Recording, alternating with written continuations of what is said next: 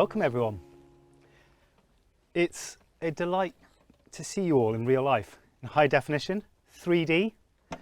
And for those of you who've had to deal with my internet connection, a lot less stuttery. So that's always progress. Let's get started.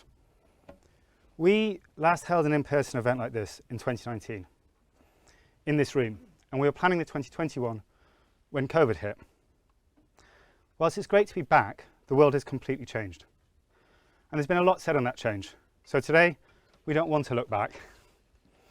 We've all done enough of that. We want to look forward. Because the last 2 years has been a period of transformation. Our industry was put under more immediate pressure than at any other point in living memory. And in response to this, business and people innovated and changed. This includes CACI. In our world, we're playing with new data, new ways of delivery, and today, new presenters. Running the show is going to be Hannah Smith and Charlotte King, who work in our owner and occupier teams respectively. We will have about 45 minutes from them, and then following their presentation, we're going to be handing over to a panel to hear their thoughts. After the panel, we'd like to invite you guys all to join us for some drinks in the reception area outside. Today, it's all about the city.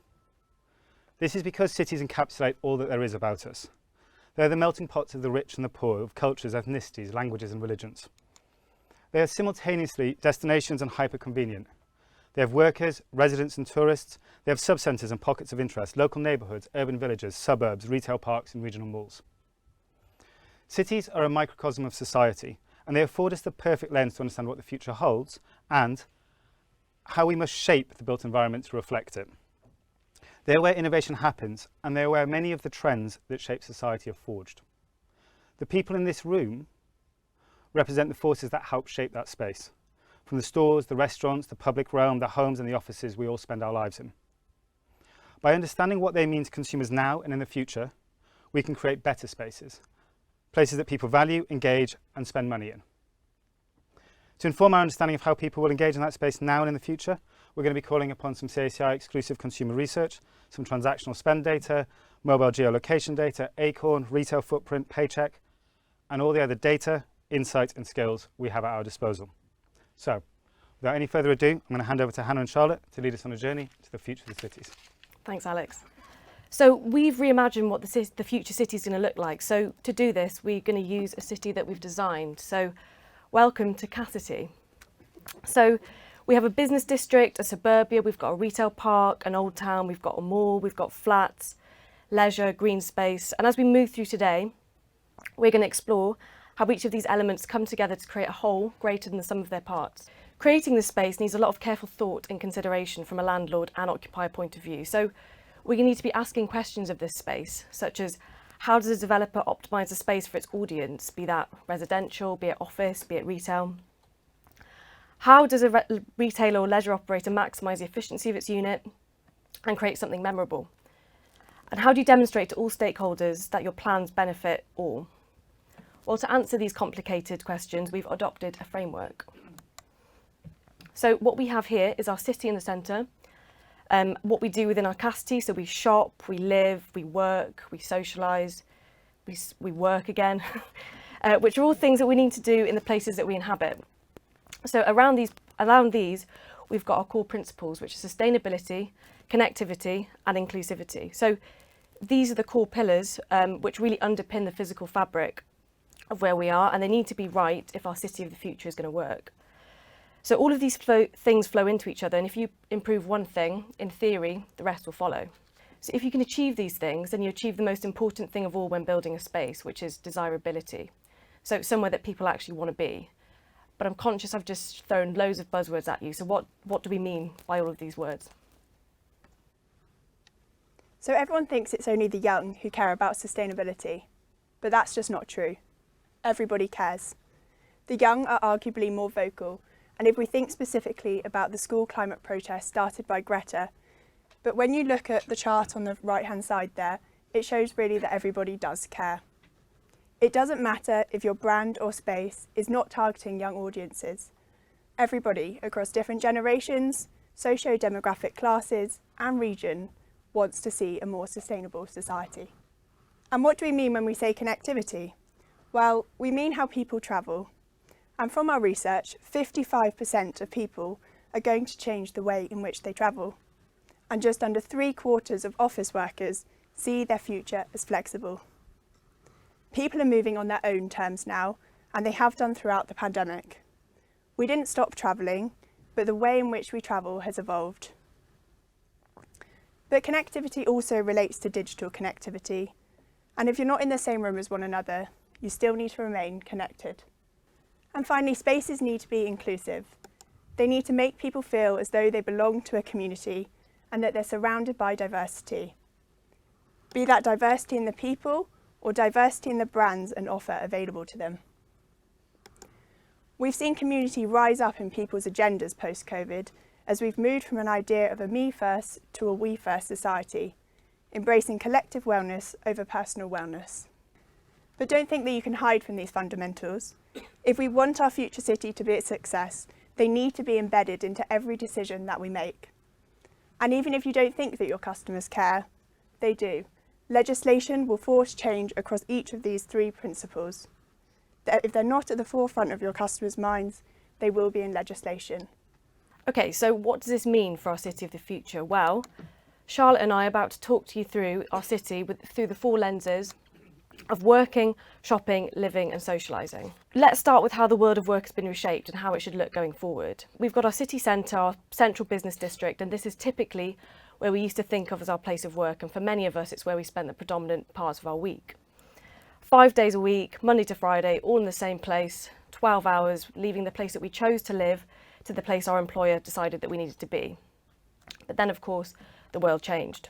But before I go into the detail, I just want to do some myth busting because there's been a lot of noise in the media about the future of office and the future of the workspace as a whole. So we've seen multiple headlines on how work has transformed and we don't actually need physical space anymore to work together. We've heard multiple accounts of people preferring to stay at home, with many saying that they'd never come back to the office unless they were made to.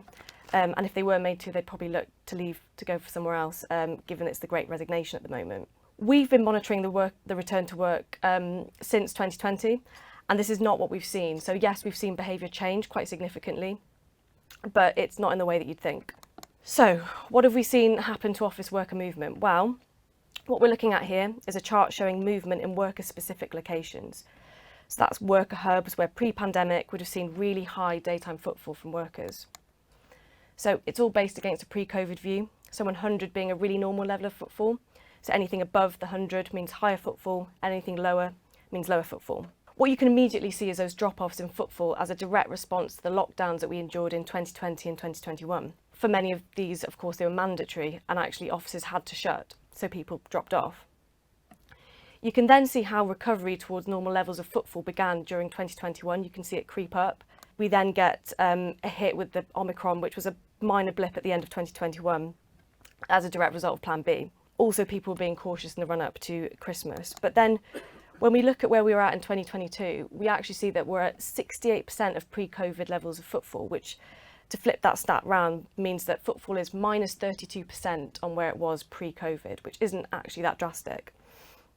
Of course, this stat will vary location by location. But I think what's really important here is the actual behaviour of those workers when they do visit the office. We definitely think there's a future for the office, it just needs to evolve to suit those new worker habits. Using London as an example here, and this is consistent across the country, what we've seen is that 10 million square foot of office space has moved to hybrid working contracts, and that's a monumental shift, and it'd be completely naive to think that things are going to go back to normal because they're probably not going to. But for example, with hybrid working now an option for many, Tuesday, Wednesday and Thursday are the days that most people decide to come into the office.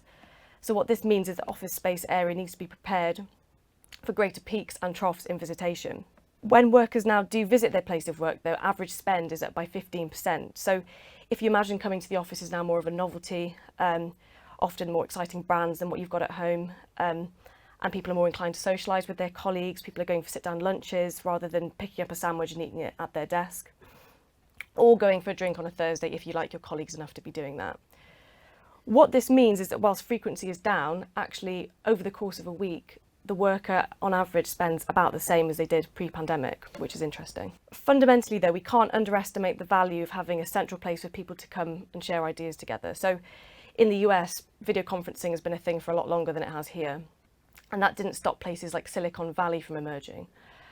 Why are they all in the same place, all these big tech firms? Well, because there's inherent value in physically clustering together to share talent, innovation and ideas.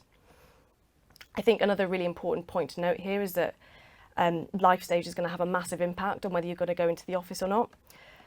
So for younger workers that are looking for mentorship, for guidance, might be more inclined to socialise, and also probably don't have very good home setups, coming to the office is going to be much more appealing compared to someone with young children at home and maybe a longer commute. So you really need to understand what your workforce looks like to know what the footfall is going to be like in the future. I've got a friend who said that she didn't move to London to do Teams calls in her bedroom, and I think that captures the sentiment perfectly.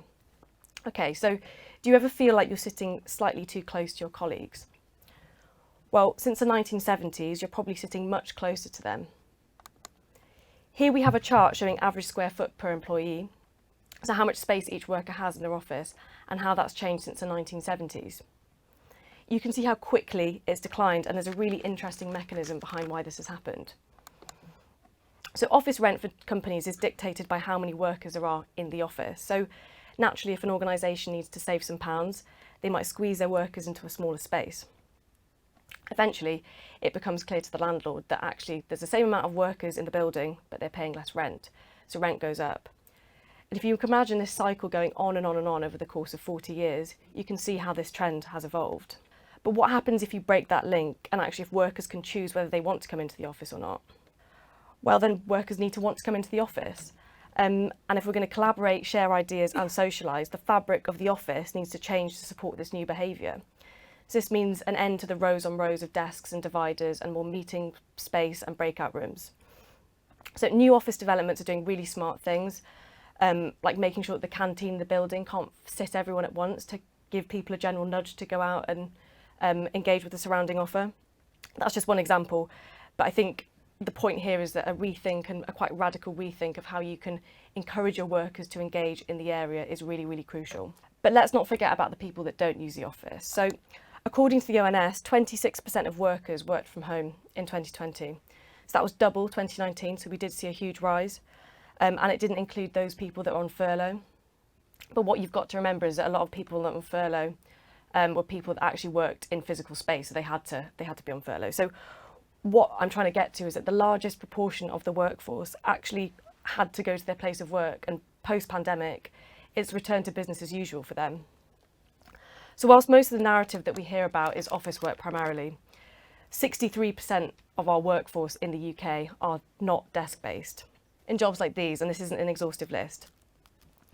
So the point being here, if you're in a location where there are schools, there are GPs, there are construction sites, forms of transport, logistics hubs, I could keep going on. These big changes in terms of the way that workers are engaging with their place of work are not going to affect you. So finally, just to go back to our future city, so how do we reshape the fabric of it to respond to these changes? Well, we have lots of different types of places that people work, and the strategy needs to be different between these places. For city centres, who've no doubt experienced the greatest declines in footfall, it's about making sure that the office itself has flexible uses, so it accommodates this higher spend, these more sociable trips to the office, and be prepared for lower frequency inevitably as well. For local neighbourhoods, which are now enjoying this increased daytime activity, it's about accommodating that new home worker. So, for example, coffee shops, convenient everyday brands, independent brands, and also flexi working spaces are going to work really, really well here to accommodate this new type of behaviour. And then finally, as I just mentioned, there are places completely unaffected by this change. The impact isn't equal, and understanding how this varies for your particular market is really, really key. So where we choose to spend our time and money when shopping has altered. And it would be naive for me to be standing here at a retail briefing in front of you, talking about shopping and not to mention online, when it boomed so much during the last year. This was driven in part by necessity, but also down to changing consumer demands. Back in June 2020, we said that in 5 years' time, we will not be talking about channel. And to be honest, we still hope for such a time. Place and brand play such an important part in purchase decisions that it's difficult to intrinsically pull them apart. And understanding the value of the store and how the physical and the digital interact will become even more important as the channels merge in our future view of the city. So understanding consumers, their needs and their desires in different destinations is crucial to success. Within Cassity, you can see the different functions the space is fulfilling. Out of town, you have big ticket shopping, everyday functional shopping, and even further out in the malls and outlets that you can't see on the screen, you have big brand shopping and big day out missions. Within the local neighbourhoods, it's all about what brands can do to capture the everyday shopping, capture the spend of what consumers are willing to travel no more than 15 minutes for. It's about convenience, particularly when working from home and on the weekend. And finally, it's about championing local independent brands. We've all learnt to love our local community throughout the last few years. City centres are where customers seek experience. They're there for big days out, experiencing brands and new concepts. But on the other side of it, they're also there for hyperconvenience, particularly for those who are living, working or transiting through the city.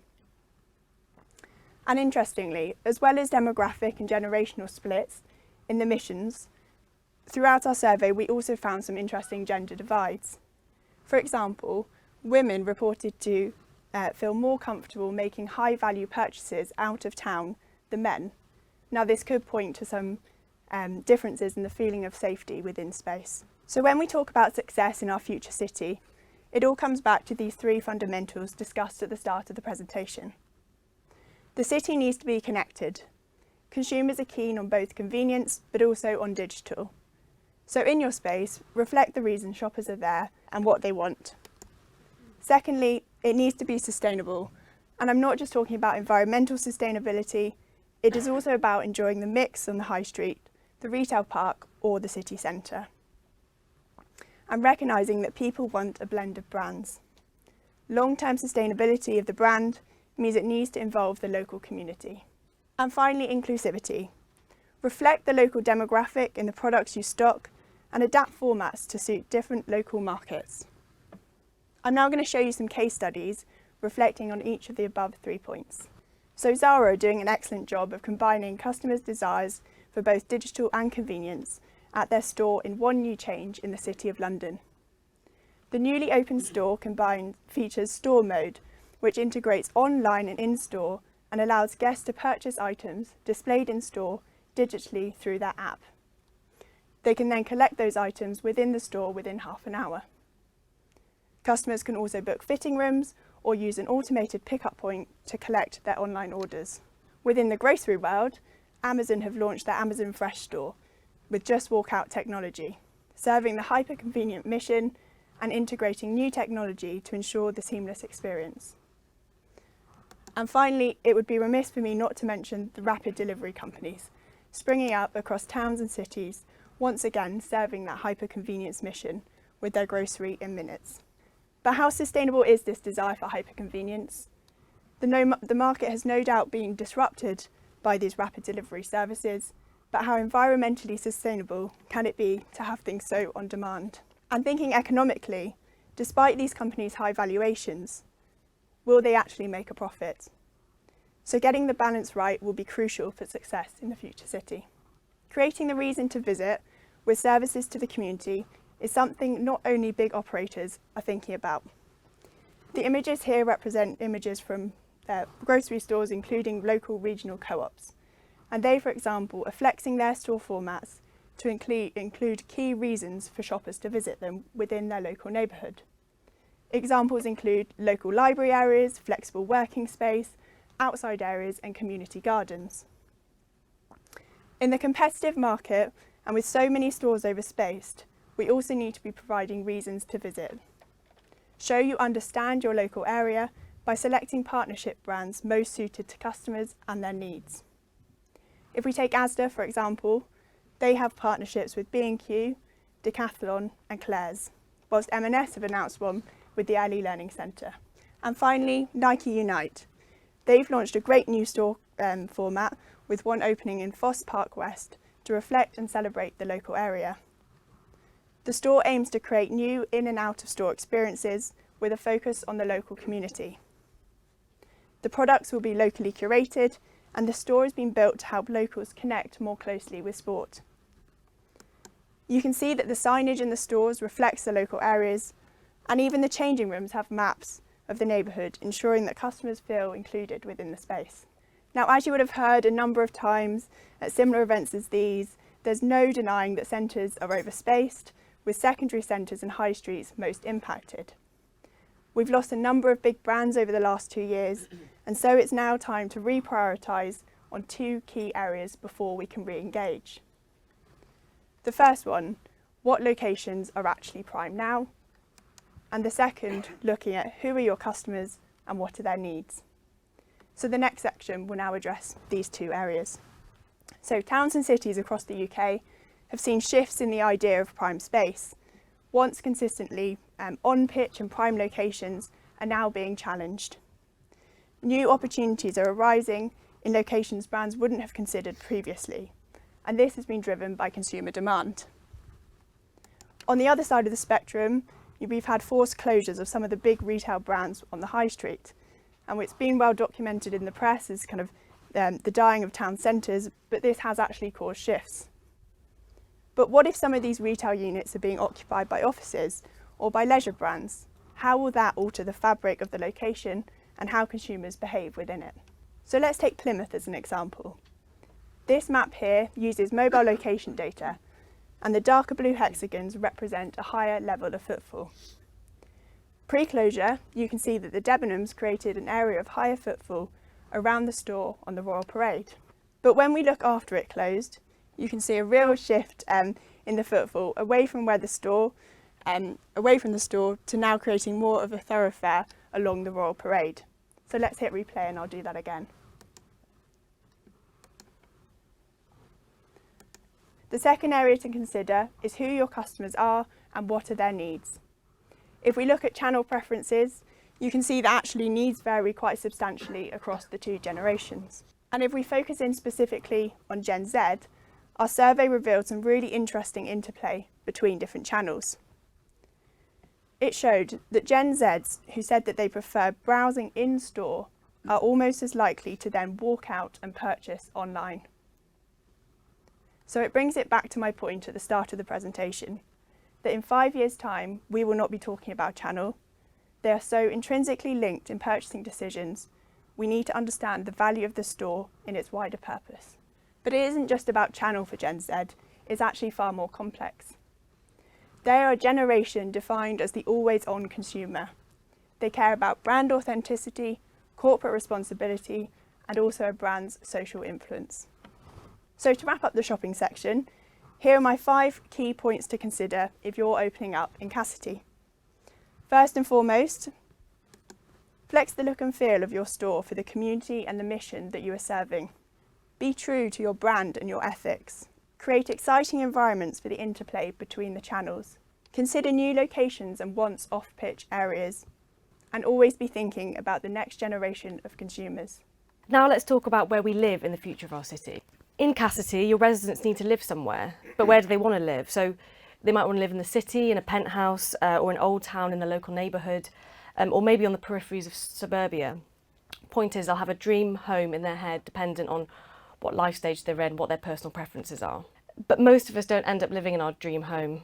So intention is much bolder than actuality, and without wanting to be too cynical when I say that, we did see this in our consumer data. So when we asked people that were intending to move what kind of move they wanted to make, more people wanted to go urban to rural. So a lot more people, twice as many people wanted to move to the countryside.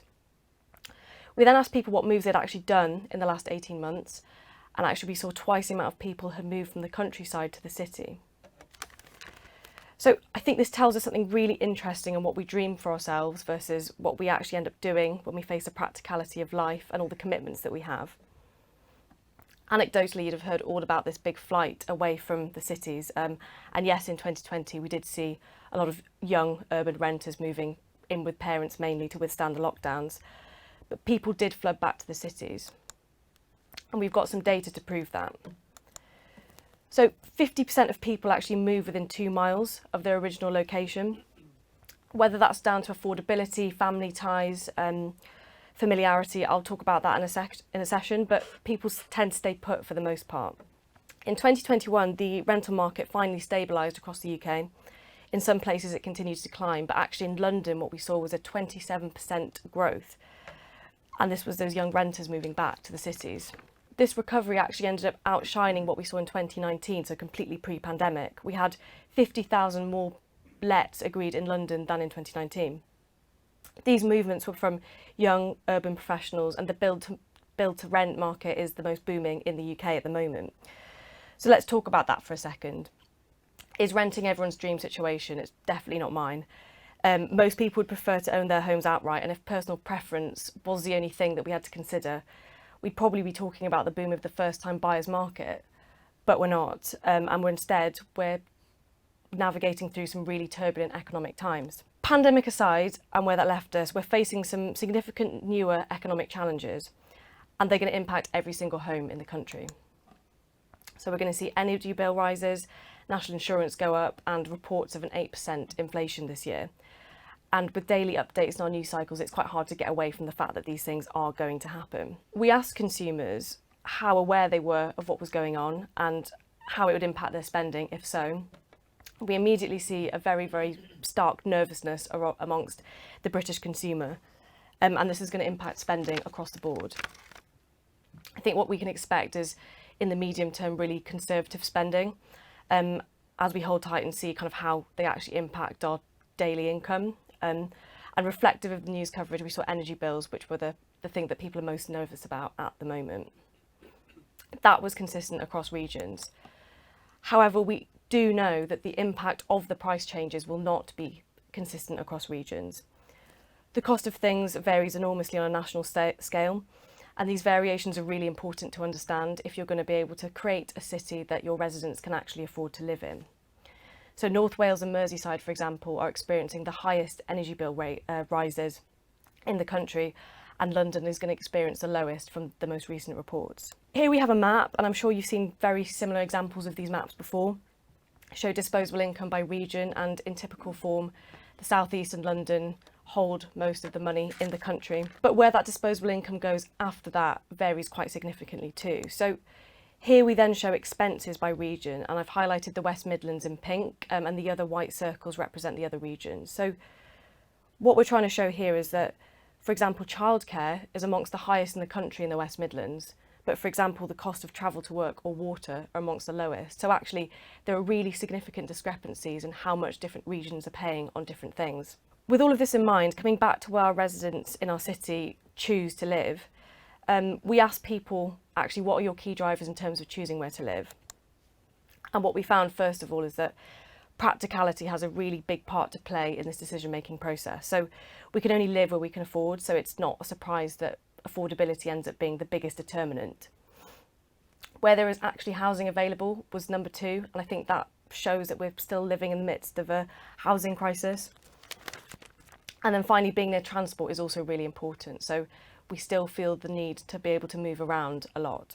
And then we have our emotional drivers. So being near the people that we know, our friends, our family, the people that we have connections with, and also feeling a level of connection to the city itself, it reflecting you as a person. And I think this really reinforces the reason why these core pillars of sustainability, inclusivity and connectivity are really important. We come back to our city and we need to decide what the right places are for all of our inhabitants. Well, city centres, first of all, need to cater for that growing demand for space, and how redundant spaces need to now be converted into homes. Naturally, younger people are going to be more inclined to want to live in cities, but partly driving that is having a good, strong, critical mass of bars, restaurants, shops, fitness, etc., services and transport links to other cities. Vibrancy and diversity are also really, really important in city centres, and this should be encouraged. And I think another really important point here is that gentrification must not gut these spaces of what makes them unique, and everyone should feel like they belong in a city centre. Local neighbourhoods, either on the inner or outer peripheries of our city, are where the majority of our residents are going to live. Many office workers who now no longer go in 5 days a week are going to be spending a lot of their time here. So, as I mentioned in the working section, there needs to be flexible working space to support them, as well as the essential brands, but also public services like GPs, schools, etc. And then finally, we've got the suburbs and out-of-town residences. So these are likely to draw family groups that need a bit more space. What's important is that the transport links to the city are good, but also that road access, because car usage is going to be higher here, that road access to out-of-town locations like retail parks, malls, outlets are also strong so that you can continue to capture those people. Understanding who your residents is really, really important. Now that we've established where and how our people live, work and shop in our future city, let's address what they want to do when they want to have fun. After 2 years of not being able to socialise, human connection has now become more important than ever. And as discussed at the start of the presentation, there really is a desire to be part of a community. This may be an online or a physical community, but it plays out through our leisure time. But let's not kid ourselves. We are a nation who still loves to go to the pub. If we look at transactional spend data over the last 2 years, we can see how well pub sales have recovered across our tracker brands. The peak of sales represents Christmas 2019, just before the pandemic hit. We then see sales drop off an absolute cliff due to COVID, but they recovered strongly in August 2020 with Eat Out to help out. But it appears we don't need Eat Out to help out to encourage us back to the pub. You can see that sales then remain consistently strong after the easing from 2021. And it's fair to say that other traditional leisure pursuits still stand too. This chart here is taken from our survey data, and it demonstrates the spread across the generations in their preferences towards different leisure activities. So we take going for a coffee as an example. 41% of boomers ranked it as their number one activity in a town or city centre, and that compared to 15% for Gen Z. But eating out, going for drinks and then going to the cinema all then follow as remaining important to consumers in our future city. Interestingly, if we draw upon millennials, we can see that going for a coffee is far less important to them and that other activities start to become more important. And when we think about other activities in the context of this survey, they include things such as competitive socialising, whether that's mini golf, darts or even axe throwing, as well as wellbeing trips such as visits to the spa. So on the note of health and wellbeing, we've also seen huge rises in the popularity of self-care and fitness. Outdoor boot camps have boomed, and operators such as One Rebel Spin classes have been expanding to cater for the new hybrid working market, with their immersive classes, which apparently promise to make spin fun. But it's not just our research suggesting this. If you look at changes in the ONS basket of goods for this year, you'll see that donuts and suits are out as they reflect the old world, while sports bras and meat alternative sausages are in. Again, really reflecting the shifts in consumer spending and behaviours over the last few years and indicating where the future opportunities lie. Out with the old and in with the new also plays out in where leisure operators are considering when they think about their future selves, the locations they operate in and the formats too. Much like with retail, the shifts in behaviours seen around living and working have caused big shifts in how people socialise. So if we take Pret as an example, they were once known as a very city centre dominated brand, targeting workers, shoppers and students with food to go. But over the last few months, we've seen a marked shift in their location strategy, with sites due to open around more suburban areas for the changing shape of the city. Locations such as Twickenham, Stoke Newington and Brentwood all stand out. We've also seen a move into petrol forecourt locations with a site opening in Southgate too. And it's not just where to open that needs to be considered for the future city. Formats also play an important role across the leisure sector too. If we take Itsu, for example, and compare two of their sites, one of the first in Victoria versus St Albans, which is a very newly opened one, they're clearly very different locations, serving different consumers and different missions. And what you'll notice from the newly opened St Albans site is how different the format is, with seating to cater for the dine-in mission versus the grab-and-go format of Victoria. Now, these changes in formats also take shape in the combining of the retail and leisure experiences. Since August 2020, a legislation amendment has allowed leisure operators to open on former retail sites on the UK High Street. And this has caused a shift in the mix of our high streets for the better. But the consumer doesn't need to differentiate between their shopping and their leisure time. The two can and often are combined into one. So if you take, for example, Barry's Boot Camp, who are an upmarket gym provider, they have opened up at the new Flannels flagship within the Liverpool One Centre. Fred Perry have announced a residency with the 100 Club on Oxford Street, putting on a set of shows showcasing up-and-coming bands as well as more established bands too, bringing people together that are all into the same sorts of music, again, all with the aim of creating that experience. And the fashion brand Lazy Oaf are also doing some interesting events. For example, live drawing with cider, but also hosting queer club nights, showcasing young DJs and pushing brand engagement to a wider audience, again through the socialising lens. With all the functions of the future city we've discussed today, none of it would be feasible without a future-looking urban logistics network.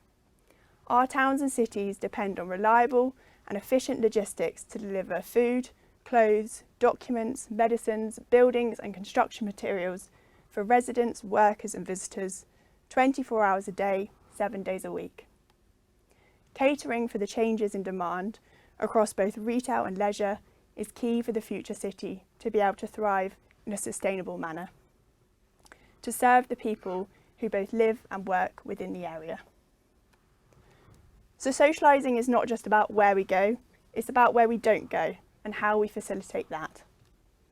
Most of us probably haven't realised how many dark stores, dark kitchens and urban logistics hubs are opening up within our local neighbourhoods.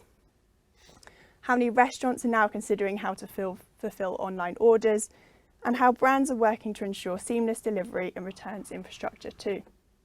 But it is crucial when designing our future city. So to summarise, new formats, new locations and the urban logistics of it all are key when thinking about socialising in the city. As we've shown, each area of the city serves a different mission when it comes to how we spend our leisure time, and the future city needs to reflect this. Okay, so let's go back to Cassidy one more time. So I know we've just bombarded you with loads of data and statistics, but believe it or not, this was actually a really slimmed down version of the deck that we wanted to show you. In classic analyst form, we cut everything every which way and we could have, gone on and on and on. But our objective when we came here today was to identify the different elements that the city must be.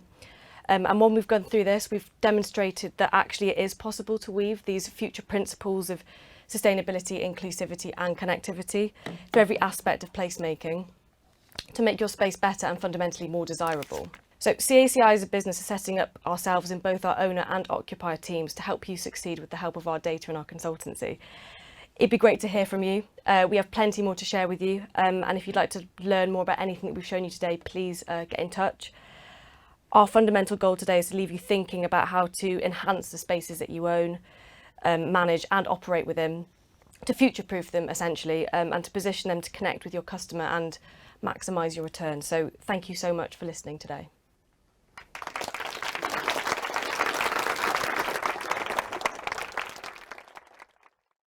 Thank you, Hannah and Charlotte. I think fantastic, and I think everyone will agree, probably an inspiring presentation, covering a huge amount of ground and providing a lot of content for our panel to get stuck into.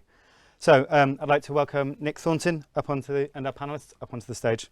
Nick's going to be the questioner in chief today, so over to you, Nick, and I'll let you introduce the panel. I'd like to introduce our panellists today. Anthea Harries from Argent, Head of Place Assets at King's Cross, Kamel Ezel, CEO of Change Please, and Guy Thomas, who is Head of Place Assets at Lendlease.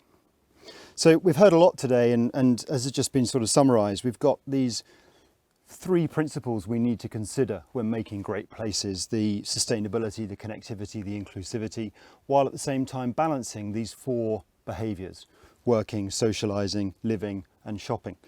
But we've had an indication as well with future city, Cassity, as it was described, as to what that may look like. But I'd really like to ask our panellists, really starting with Anthea, how might that manifest itself in reality based on your experience with King's Cross as a starting point? Hi everyone, it's lovely to be here. There's been some really valuable insights today. I can talk about King's Cross, and I think we're actually doing this here already, so I wouldn't say that these are seismic changes. In fact, Argent, at the very infancy of what is now a 20-year regeneration scheme at King's Cross, set out in 2001 10 principles for a human city, and they included ensuring there was a vibrant tenant mix, but also a really robust urban framework, which I think Cassidy does actually cover. Just anecdotally, some stats that may be interesting for this audience in terms of King's Cross. It's now about 2 years away from completing, and we've got some of the biggest corporate occupiers in London who have just arrived, including Meta, Facebook as we know it, who literally opened their doors only a month or so ago. And from an office occupation point of view, we're probably at about 40% of where we were pre-pandemic. But those type of organisations, they haven't retrospectively gone into their new buildings where they've been completed or redesigned the buildings that were under construction to suit their workers. They're actually pretty dynamic in the way that they'd organise their interior design and layouts in the first place. So we're starting to see people come back to the offices really quickly, some more proactively and others slightly more risk averse. And I definitely concur that we've seen that footfall sort of spread through the week. Just touching on a few other things, I agree with the 60% down on footfall. That's what we're actually seeing on the ground. But we've seen through the pandemic that the local neighbourhoods have engaged more with King's Cross than perhaps they did before. So the weekends are really busy, whereas actually before it was actually more during the week than the weekends. Just on F&B and leisure, that's returned really strongly. I can't get into any of the restaurants at King's Cross. I know a lot of people are trying. Where we have seen a slower return is on the retail side, and the issues around consumer confidence coming back into retail stores, the online shopping.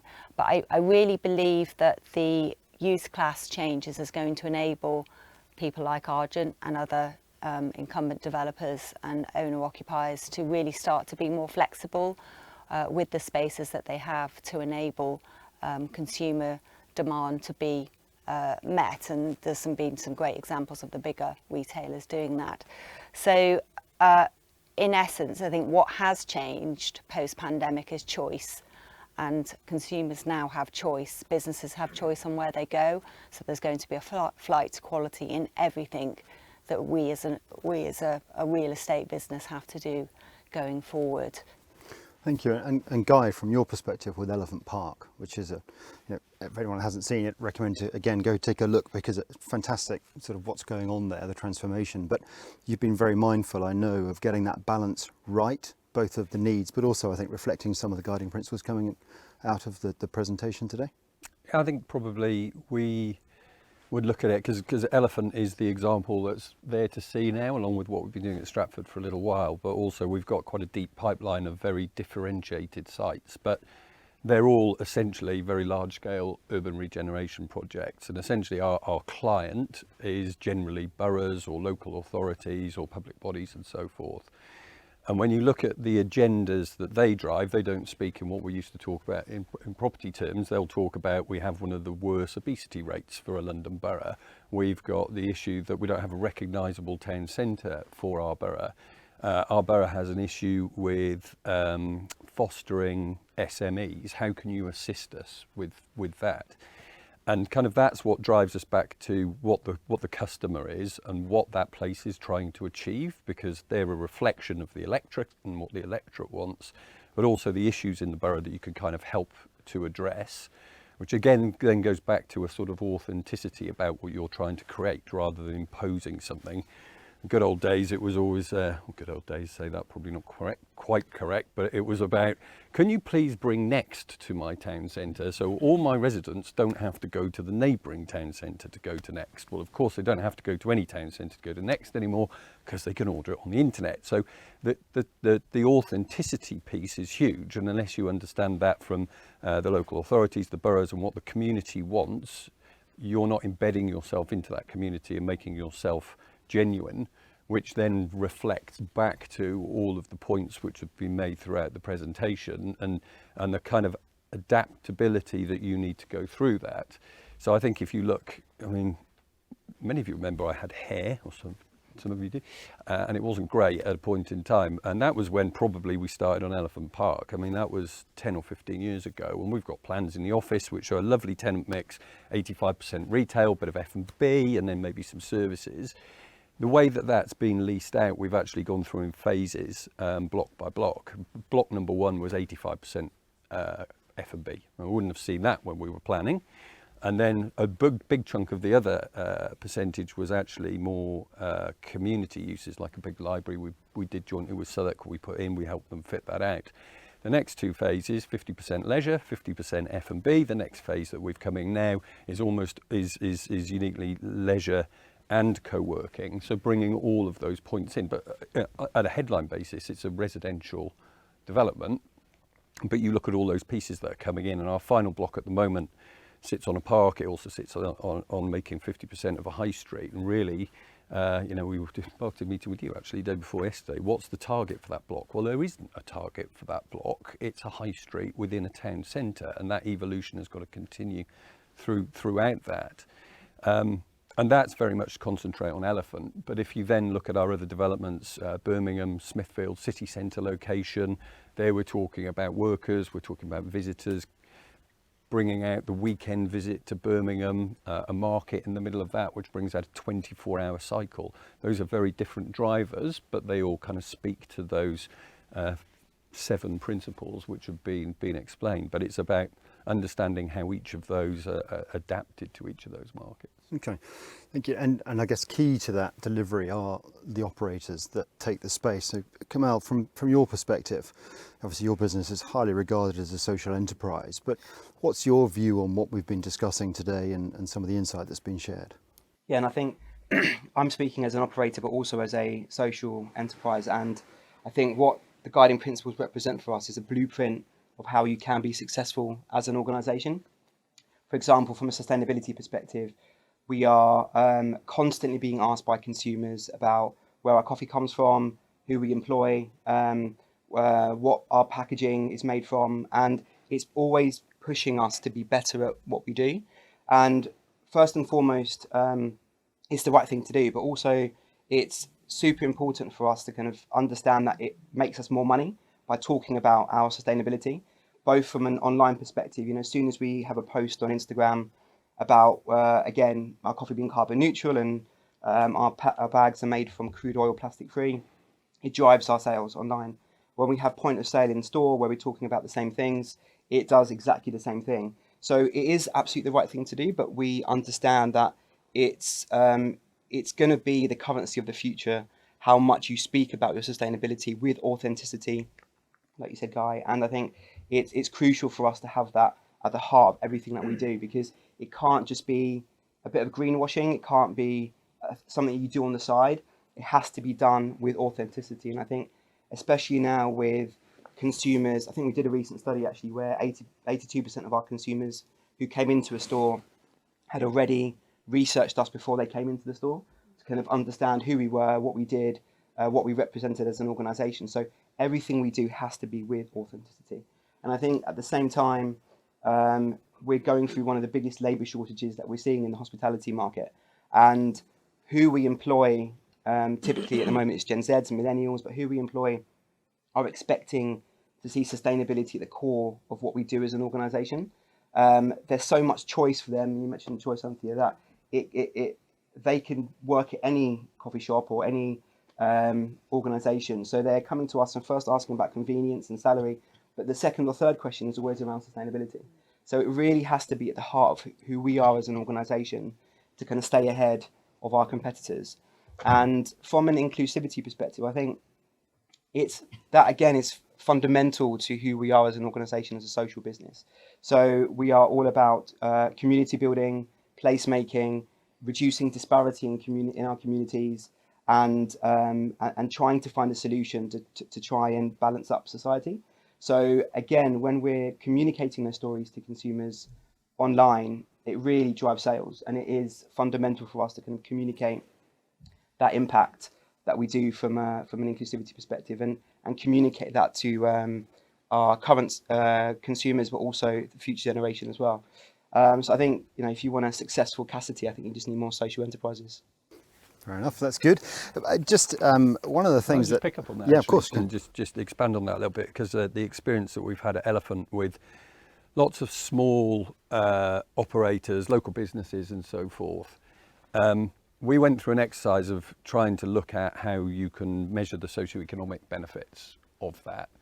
And it was interesting. Initially, we were like, well, actually, we've got to go and ask a lot of questions and collect quite a lot of data from the operators. Are they going to be interested in giving it? Nobody wants to give turnover data. Are they going to give data about where their staff come from and how they pay and London Living Wage and so forth? So we thought about that, and then we thought, well, actually, we've provided a lot of assistance to get the operators to open with us. So maybe that's the quid pro quo, which is, can you share your data around London Living Wages? Can we help you get people into apprenticeship programs? Can we talk to you about better jobs as opposed to just jobs and all that sort of stuff? So we went through then a process of, okay, well, we've incentivized, we want something back. And then actually, when you just went and spoke to them all, they all just said, that's a jolly good idea. We'd be delighted to talk to you about that. So when you come round every quarter to do your checkup on us, we are quite happy to fill out those pro formas, that information, and collect that data with you, because as Kamal points out, it's part of what you do as a business. You have to do it. It's what your customers value. So actually, they were surprisingly happy to share that data when you compare it to the relative hard task of getting turnover data out of operators. That reminds me to send through our quarterly data to you. Yeah, I think so. But then do you think, and perhaps we see this, I think, at King's Cross, EP, and you'll see it the places where you are, Kamal, this sense of community where you have like-minded operators, like-minded landlords, like-minded teams, and as well as then a community that wants very much to be in that place rather than just having to be in that place? I mean, do you find that? Yeah, as you're absolutely. I seeing mean, things it's all about yourself? ESG. I mean, King's Cross was the first estate last year to say it was carbon neutral, and it took a lot of effort to get there. And we can't do that alone. It's about doing it in partnership with our occupiers, with our communities, with our neighbours. You know, we have a lot of retailers, restaurateurs that are B Corp who it's an authentic part of their business, and there has to be transparency on that, and it's part of the decision making we go through on who we bring into the estate. And also with the office occupiers, it's now such an integral foundation of their business that they need to be able to work with landlord, owners, developers to ensure that they can be sustainable for the long term. So it's only going to go one way. You know, we're now looking at our roadmap to get to net zero, and that's going to be incumbent on all the key stakeholders working together to make sure that we can deliver on the environmental side, but also on the social side. You know, that's probably an area that has shown itself in a greater light, and the spotlight is now on that in terms of the pandemic. We've seen children that go to the academy in King's Cross not able to access online learning, not having 3 meals a day. You know, that inclusivity now is just so important, that ability for everybody to be able to access fairly and equally is something that we feel really passionate about, and actually is probably one of the main threads now that runs through all our decision making at King's Cross. Yeah, interesting. And presumably, Kamal, for you as a business, that sort of ethos and philosophy makes a difference as to where you want to open and expand into.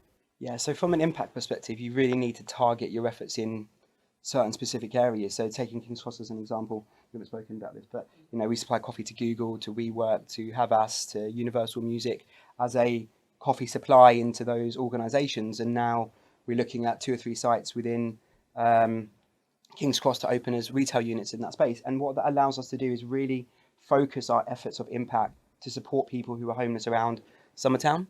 And you know, if you're then spreading your efforts across London, it's super difficult. But by concentrating in the area, you turbocharge your impact. You understand the challenges around that community, why it works in some areas and why it doesn't. You build up a trust and connections with that underserved community, and I think that really makes a huge difference because you do it with authenticity. And I think, yeah, when you start getting the support of Camden Council and the local businesses, and that's your tribe that you're developing, and again, yeah, it turbocharges your impact. Yeah. Excellent. Can I just return for 1 second to one of the themes that Hannah talked about in the presentation, which is this notion that the definition of prime is evolving. You know, traditionally, for those of us that have grown up with lots of shopping centres, it was always super regional and it was really a function of scale. But I think, listening to this, but also just from experience, the definition of prime is really shifting, and now it should be defined in terms more to do with context than scale.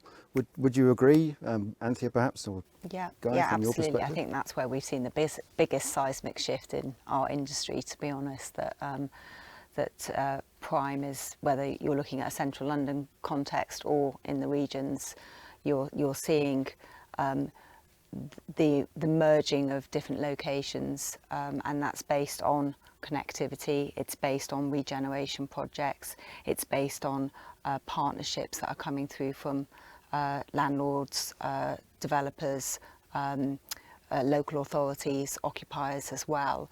And it comes back to creating places that do meet these core principles. We're certainly doing it at Brent Cross Town. It's twice the size of King's Cross. This 15-minute city is aligned there. And the only way we're going to deliver something of that sort of scale is to do it in partnership.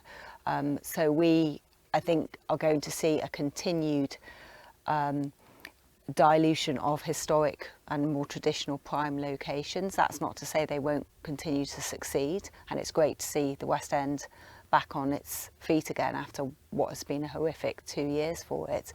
But I think it will be incumbent on all of those key stakeholders to continue to work together to make sure that places are regenerated to the highest quality, and they don't remove the essence of the neighbourhoods and the communities within which they're working. So, you know, I think it's quite hard to predict what prime is going forward, and I think this is a great example of the fact that you could actually see this across the whole of the UK, but ESG is going to be at the core of that. Absolutely has to be connected, so transport's absolutely critical, and it has to respond to the needs of the neighbourhood. If people don't understand who their core audience are and who the people are that live, work and want to visit there, then it won't be prime. Yeah. So in relative terms then, I mean, Guy, would you agree that prime, the traditional scale model of prime being large, could be flipped on its head, and actually in some instances prime could be something much, much smaller? Yeah, I mean, Elephant, we haven't lost a single tenant through the pandemic, and they're all small businesses, they're all hugely adaptable. Most of them only opened about 6 weeks before COVID hit, so they didn't have a good run up to anything. But you compare that to, you know, the attrition rates in some of the shopping centres and so forth with the larger national multiple operators, the adaptability of the small businesses, they didn't go into their own shells, they changed what they did. So they started supplying to local schools, to the local fire station, to the local police station, to what was needed within their communities to keep themselves going. They obviously moved to a delivery model to keep the actual money coming in, but what they did and what they served changed.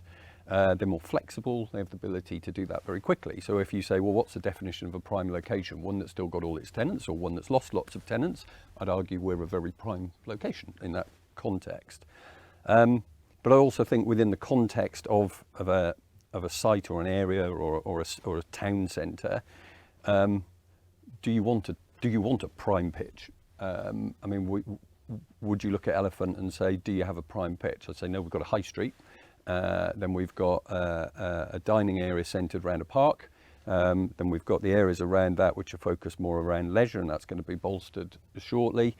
And then, you know, our high street, we've got the other half of it which we'll shortly be going to market on. Are we going to say that's the prime bit? We're going to say, no, that's the bit that needs to perform the function of a traditional high street. Now, that doesn't mean that the people there will be able to pay more or less rent than the restaurateurs who are out on the park who've got all the lovely seating and the south-facing restaurants. So I think the definition of prime within a confined area is almost a sort of anachronism. It's about the use, it's about why people are there, what they're visiting that part of the site to do, and what the natural attributes of that site and that area are to make people want to go there. I don't think we can probably underestimate the importance of the public realm in that context. So, you know, the quality of the public realm, the management of the public realm, how that interfaces with the building, whether that's an office building, a retail or leisure building, that is probably going to become more important alongside the agility and flexibility of the space for an operator to take than actually perhaps more specific traditional models of locations. I was going to ask, and Kamel, perhaps you could start off really with your view, but creating the future city, a place that is successful, that takes into account these various behaviours and principles, what does that success look like in your terms, and also how do you measure it? And I'll ask for Anthea and Guy for their view on that too. It's a difficult question to answer without putting into context why social enterprises, why we set up a social enterprise in the first place. And from a personal perspective, I want to look back in my rocking chair at the age of 19, think about, my legacy on the world, how my children are going to remember me, how they're going to speak about me, have we left the world in a better place? And I think that is my reason. I definitely used to earn more money than what I'm doing at the moment. So my reason for setting up a social business and is to look at how we can reduce disparity, support people that are being excluded from society, and change people's lives through employment and jobs, giving people a platform to kind of lift themselves out of homelessness in our case. So for me, success is about making those societies feel fairer, feel happier, feel safer spaces to be, and at the same time proving that we can be a beacon for good business, and for business being for social enterprise being a representation of how other businesses should operate. And without naming any names, we pay a living wage. We provide our coffee from cups that are made from an aqueous liner, so they can just go straight into normal bins. We've tried to disrupt every stage of our process and be as innovative and sustainable as possible. So for us, it's how can we ask other big multinational coffee businesses to replicate copy, make us go out of business, and that's going to have a bigger level of success in society than us trying to do it ourselves. So success for us is reducing disparity, supporting people, but also trying to disrupt the big guys and make them be better. And Anthea, from your perspective? There's a couple of facets to that, I think, but really for us, that's Argent in the context of King's Cross and Brent Cross, and also the scheme at Tottenham. It's to be wholly focused on people and planet, and we genuinely want to ensure that we can enable people that work, live, visit our spaces to thrive and to grow and to connect. And then on the planet side, we can't put our head in the sand anymore around the impact that we're having on the world. And again, we're very focused, and it's going to cost a lot of money and take a lot of time to ensure that we are supporting the planet in a positive way, and that starts with trying to get to net zero. I think also importantly, it's incumbent on the whole industry to really look at the longevity of what we do, its ability to make real change for the long term.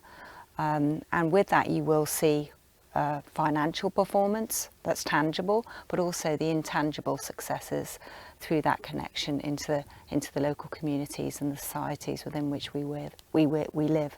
So it's really about people and planet and the longevity of the approach that we take to regeneration. Thank you. And Guy, final word? I think when we look at our larger sites, with the commercial elements and the residential elements, which bluntly make a lot more money than what we put on the ground floor. So we call it place assets rather than retail, because it's not all about retail anymore in smaller levels. So the business looked back at us and said, well, that's really very interesting. If you're not making money, what else are you doing? So what are you KPI'd against? And our kind of business unit is therefore KPI'd heavily against the place outcomes that it produces, the socioeconomic outcomes it produces. We did a lot of work with an external company about how we measure those and how we try and bring them out, and what we do with that, and the impact that we have on communities and how well integrated we are with our communities, because it's what people see. I mean, day to day, our commercial and residential buildings are beautiful, but most people don't look up above the eye line. What they see is what's on the ground floor, and that's what they appreciate and want to use and either feel included or excluded from. And if they feel excluded, we've failed in the eyes of our stakeholders, so be it the councils, the boroughs and so forth. And in the longer term, that inhibits our ability to win more business because we're not responding to what the customer wants from any angle or any perspective. So success for us, we do still have to get the rent and so forth and hit particular targets, but we're much more heavily KPI'd around the social, the environmental and local community outcomes than maybe other bits of our business are. Thank you. And presumably, sort of collectively, from what you've heard in answer, what we've heard from all three of you in answer to that question, get that right, then actually you create a place that's much more desirable too. A place that people want to spend time, they want to live in, want to work in, want to visit, want to socialise in. And I think that's really been the essence, isn't it, of what we've been talking about today. So we'll bring it to a close there. And I'd like to thank Anthea, Kamel and Guy for their time this afternoon, to thank you all and invite you to join CACI and the panellists for a drink outside. Thank you very much.